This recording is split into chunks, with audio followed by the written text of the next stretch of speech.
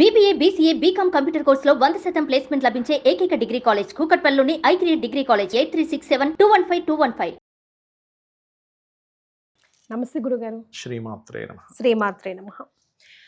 గురుగారు, బూడిద గుమ్మడికాయ తొందరగా కుళ్ళిపోతే ఏంటి పరిస్థితి? దాన్ని ఎప్పుడు మార్చాలి? అసలు ముందుగా బూడిద గుమ్మడికాయని మనం పెట్టుకోవాలి, ఇంటికి తీసుకురావాలంటే మనం పాటించవలసిన నియమాలు ఏంటి? ఎప్పుడు పెట్టుకోవాలి? ఇలాంటి వివరాలన్నీ నాకు తెలియజేస్తారా? తప్పకుండా అమ్మా.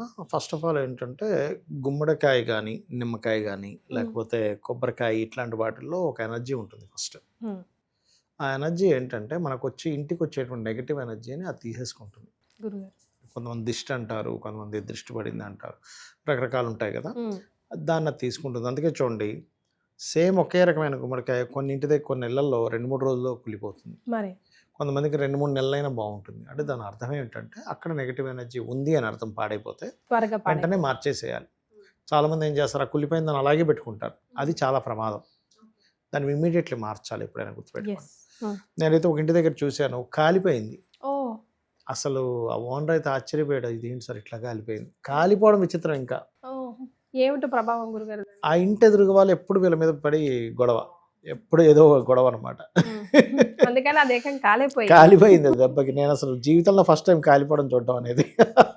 అంటే కొంతమంది కుష్మాండాన్ని ఇంటికి తీసుకొచ్చినప్పుడు కూడా ఒక విధి విధానం పాటిస్తుంటారు గురుగారు. ముందు రోజు తీసుకొచ్చి, లేదంటే అమావాస్య ముందు రోజు తీసుకొచ్చి దేవుడి గది దగ్గర పెట్టి పూజలు అన్నీ చేసుకుంటారు.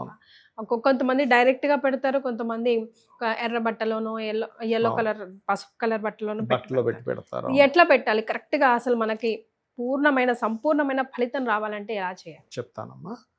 ఫస్ట్ ఆఫ్ ఆల్ ఏంటంటే ఎవరికైనా శత్రు బాధలు ఉన్నాయనుకోండి, ఎర్ర బట్టలో పెట్టి పెట్టాలి.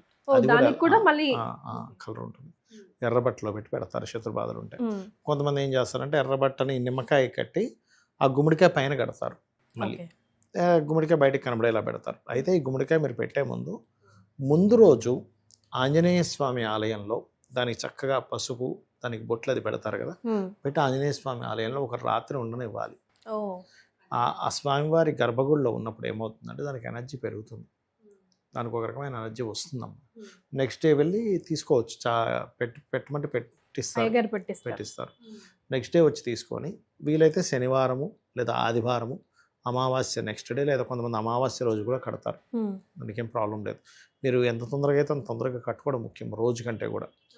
ఈ పద్ధతి పాటించి మీరు గుమ్మడికాయ కనుక కట్టినట్లయితే అప్పుడు ఏమవుతుందంటే ఫస్ట్ ఆఫ్ ఆల్ మీరు స్పష్టంగా గమనించవచ్చు, అంతవరకు ఇంట్లో లేనటువంటి ప్రశాంతత అక్కడి నుంచి ప్రశాంతత వస్తుంది. అయితే దీనికంటే ముందే ఏం చేయాలంటే, ఇంట్లో ఎప్పుడైనా సరే గుర్తుపెట్టుకోండి, ఎక్కువ నెగిటివ్ ఎనర్జీ ఉందని ఎలా సంకేతం తెలుస్తుంది అంటే, ఇంట్లోకి రాగానే ఏదో తెలియని డిప్రెస్ అవుతుంటాం మనం.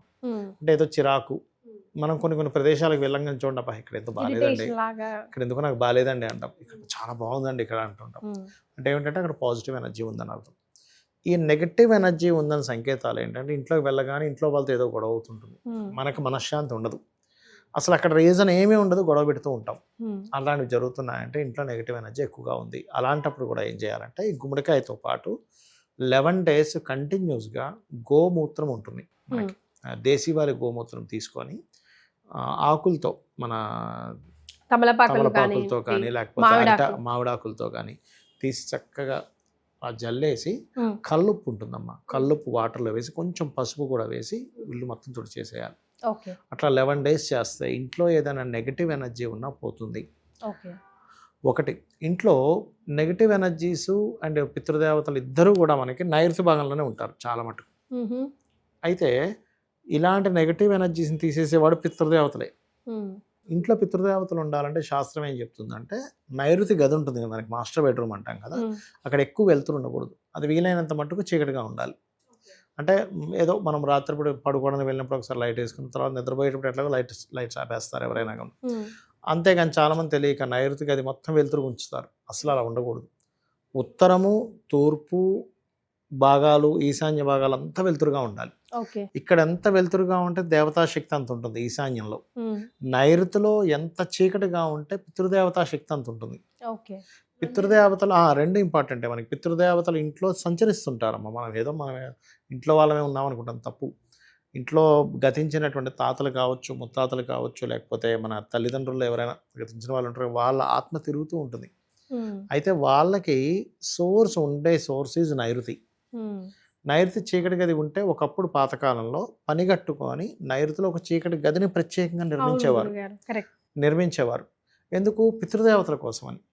ఇప్పుడు మనకి అపార్ట్మెంట్ కల్చరు, ఇండివిజువల్ హౌస్ అంతా లేదు, అంతంత పెద్ద పెద్ద స్థలాలు కావు, సోర్స్ లేదు. కాబట్టి కనీసం నైరుతి గది కనుక చీకటిగా పెట్టగలిగితే అప్పుడు ఏమవుద్దంటే పితృదేవతలు మనల్ని రక్షిస్తుంటారు. అది మెయిన్గా పాటించాలి. చాలామంది తెలియక నైరుతిలో పెద్ద పెద్ద కిటికీస్ పెట్టేసి అక్కడ వెలుతురు వస్తూ ఉంటుంది. దానివల్ల ఏమవుతుందంటే భార్యాభర్తల మధ్యన గొడవలు పెరుగుతుంటాయి. ఓకే, ఇవి చేయకూడదు.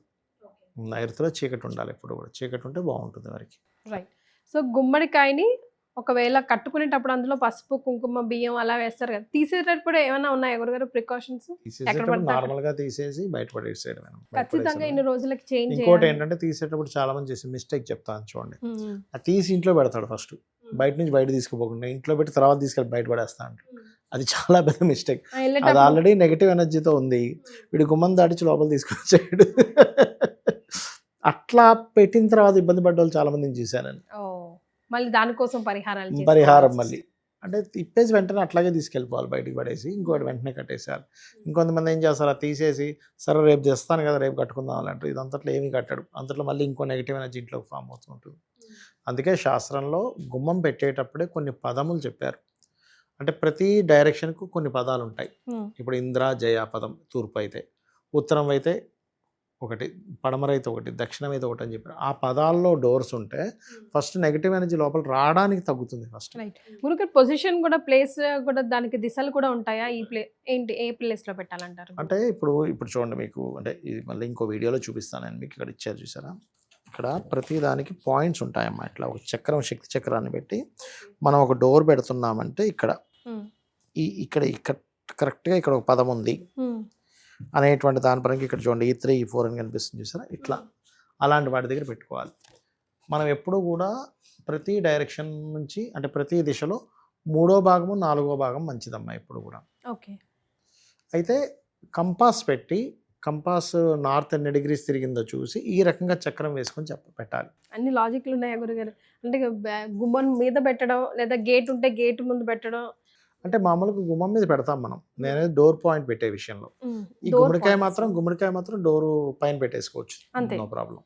అట్లా. Right. Thank you so much గురుగారు. శ్రీమాత్రే నమః. శ్రీమాత్రే నమః.